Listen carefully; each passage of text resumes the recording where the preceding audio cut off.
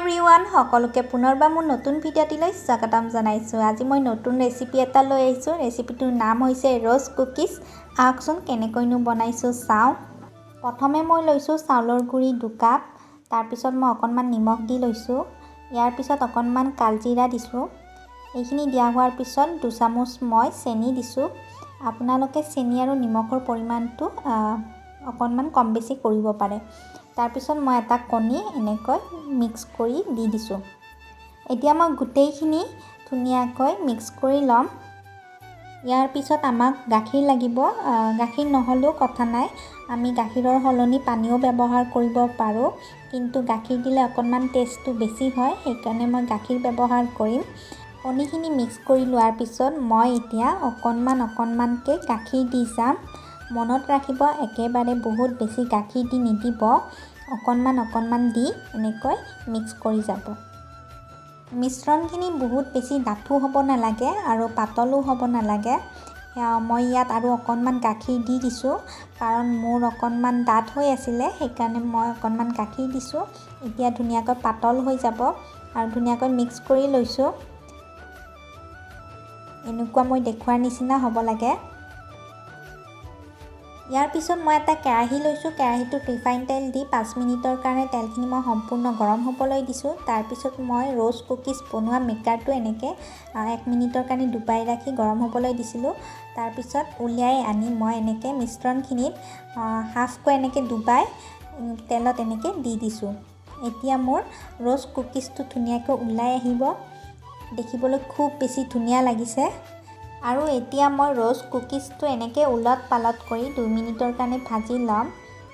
যেতিয়া কালাৰটো ৰঙা হৈ আহিব, তেতিয়া আমাৰ ৰ'জ কুকিজটো সম্পূৰ্ণ হৈ যাব। কালাৰটো ধুনীয়াকৈ ৰঙা হৈ আহিছে, তাৰমানে আমাৰ ৰ'জ কুকিজটো সম্পূৰ্ণ হৈছে। এনেকৈ মই কেইবাটাও বনালোঁ। আপোনালোকক ধুনীয়াকৈ মই 2-3টা এনেকৈ বনাই দেখাম, কাৰণ আপোনালোকে ঘৰত বনাব পাৰিব ধুনীয়াকৈ চালে। আগৰটোৰ দৰে চেম মই এনেকৈ হাফকৈ ডুবাই তেলত দি দিছোঁ আৰু ৰ'জ কুকিজটো ধুনীয়াকৈ ওলাই আহে অকণমান পিছত। বনাবলৈ বহুত বেছি টান নহয় আৰু কম সময়ৰ ভিতৰত বহুতখিনি বনাই ল'ব পাৰি। আৰু মই ৰ'জ কুকিজ বনোৱা মেকাৰটো মই অনলাইন আনিছিলোঁ। 245 নে কিবা এটা তেনেকুৱা লৈছিলে। আৰু আপোনালোকে যদি বনাব বিচাৰে ঘৰতে ইমান ধুনীয়া ৰ'জ কুকিজ, তেনেহ'লে আপোনালোকেও অৰ্ডাৰ কৰিব পাৰে। মই ডেছক্ৰিপশ্যনত লিংকটো দি দিম, আপোনালোকে তাৰ পৰা লৈ ল'ব পাৰে। আগৰ কেইখনৰ নিচিনা এইখনো চেম বনাইছোঁ। 1 মিনিটৰ কাৰণে মই ৰ'জ কুকিজৰ মেকাৰটো গৰম হ'বলৈ দিছিলোঁ। তাৰপিছত হাফকৈ ডুবাই এনেকৈ তেলত দি দিছোঁ আৰু অকণমান পিছত ধুনীয়াকৈ ৰ'জ কুকিজটো ওলাই আহে। মই এইখিনি 2 মিনিটৰ কাৰণে ভাজি ল'ম ওলট পালট কৰি। তাৰপিছতে আমাৰ ৰ'জ কুকিজ হৈ যাব। আৰু একেলগে কেইবাখনো এনেকৈ ভাজিব পাৰে, কিন্তু মই এখনকৈ ভাজিছোঁ। সেইটো আপোনালোকে যেনেকৈ ভাল পায় তেনেকৈ বনাব পাৰে। এইটোও মই চেম তেনেকৈয়ে ভাজিম, ৰঙা পৰালৈ মই ভাজিম। আৰু আমাৰ এইটো ৰঙা পৰিল, মানে আমাৰ এইটো হৈ গ'ল। নেক্সট আৰু এটা বনাই দেখাইছোঁ আপোনালোকক, যাতে আপোনালোকে ভালকৈ বুজি পায় আৰু ঘৰতে সহজতে বনাব পাৰে। আৰু মই অকণমান কালজিৰা ইয়াত আকৌ অলপ দিছিলোঁ, সেইকাৰণে ক'লা বেছি হ'ল। এইটোও ধুনীয়াকৈ আমাৰ এনেকৈ অকণমান তেলত এনেকৈ ডুবাই দিওঁতে এনেকৈ ওলাই আহিছে।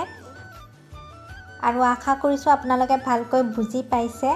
আৰু বুজি পোৱাৰ কাৰণে মই 2বাৰ নহয় 3বাৰ নহয় 4বাৰকৈ ধুনীয়াকৈ দেখাই দিছোঁ, যাতে আপোনালোকে ঘৰতে সহজতে বনাই ল'ব পাৰে। এইটো আমাৰ হৈ গ'ল ধুনীয়াকৈ।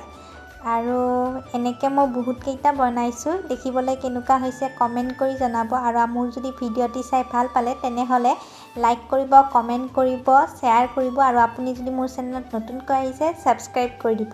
আজিলৈ বাই বাই।